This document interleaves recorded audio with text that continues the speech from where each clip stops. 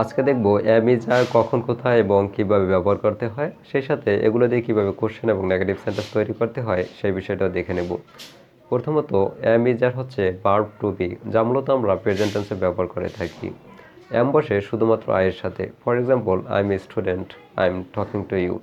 Is বসে হি C ইট এবং অন্যান্য সিঙ্গুলার বা একবচনের ক্ষেত্রে, for example he is a teacher, she is a lawyer, it's a খ্যাট।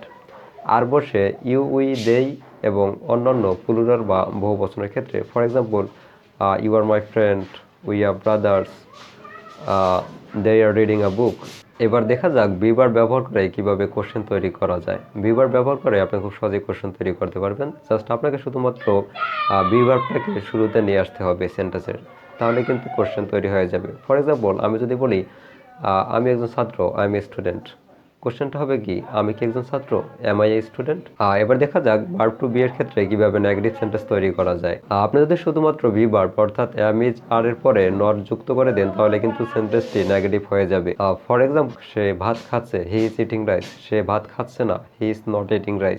আশা করি আপনি বি ভার্বের বিষয়টা পুরোপুরিভাবে বুঝতে পারছেন। সো আপনি যদি আসলে বিষয়টা বুঝে থাকেন, তাহলে আপনি বলেন তো এটা কি হবে, হি ইজ নাকি আর প্লেয়িং ফুটবল।